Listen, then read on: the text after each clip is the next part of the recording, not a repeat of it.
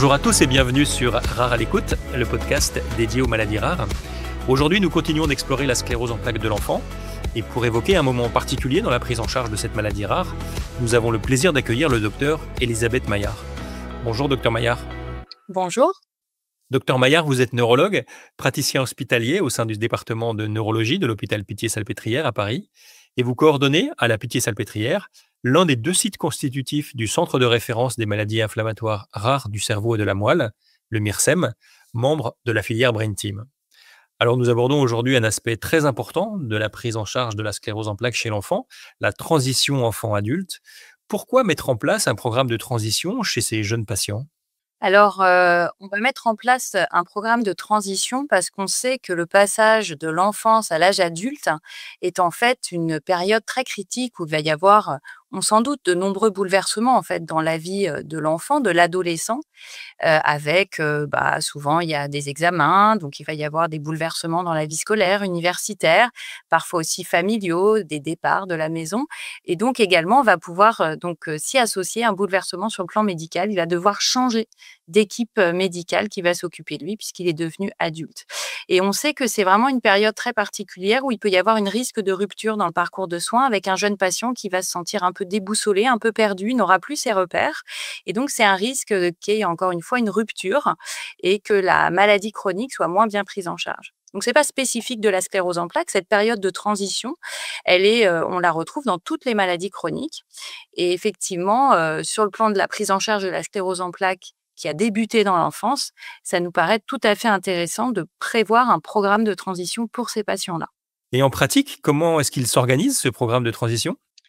Alors, à la Pitié-Salpêtrière, on a pu mettre en place il y a quelques années un programme de transition pour les pathologies neurologiques chroniques de l'enfant et de l'adolescent qui devenaient adultes. Comme nous, on est un centre de neurologie adulte, on accueille des enfants, des jeunes adultes avec des maladies chroniques qui ont commencé dans l'enfance, que ce soit des problèmes de l'épilepsie, de la sclérose en plaques, des maladies métaboliques. Donc, on a mis en place un programme transversal qui s'appelle JUMP, le saut, on va dire, vers l'âge adulte et qu'on a coordonné avec des infirmières qui sont des infirmières, coordinatrices spécialisées dans la prise en charge des maladies chroniques neurologiques et qui vont mettre en relation le neuropédiatre et le neurologue adulte.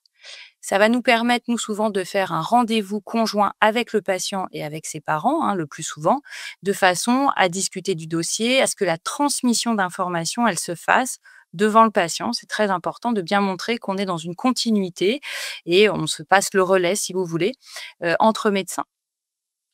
On va souvent également dans ce programme JUMP s'appuyer sur d'autres partenaires, ça peut être d'autres professionnels de santé. Par exemple, on va, faire, intervenir une assistante sociale pour, si on a mis en évidence des difficultés, voilà, qui vont peut-être apparaître à l'âge adulte. On va pouvoir faire intervenir une psychologue, et cetera. Donc en fonction de chaque patient, on va pouvoir y associer, on va dire un programme un peu sur mesure en fonction des difficultés qui pourraient être rencontrées. Et quels sont les facteurs clés de succès d'une transition enfant-adulte réussie, docteur Maillard ?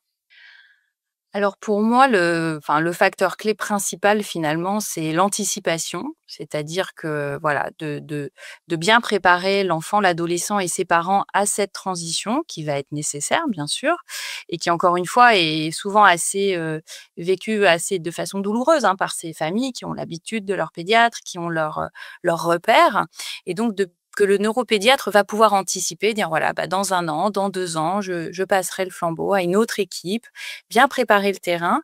Cette anticipation, elle est vraiment indispensable pour que les choses se fassent en douceur.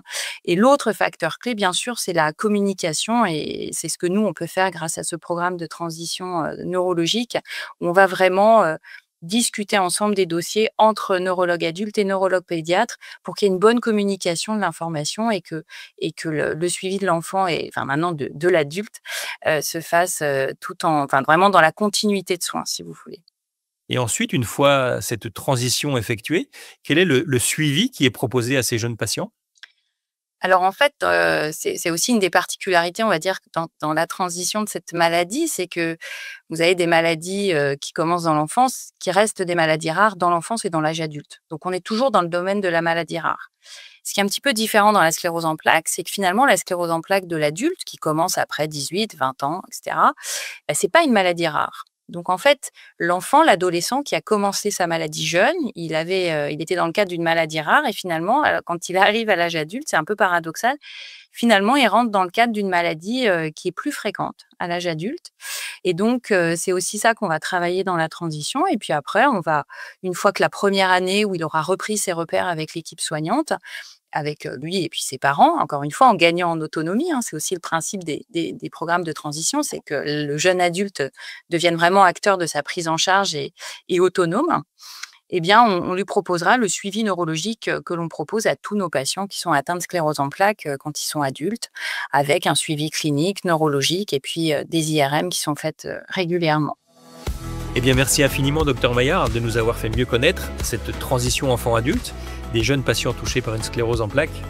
Si vous désirez aller plus loin dans la connaissance de cette pathologie, nous vous donnons rendez-vous sur notre site internet www.raralecoute.com où de nombreuses informations sont à votre disposition.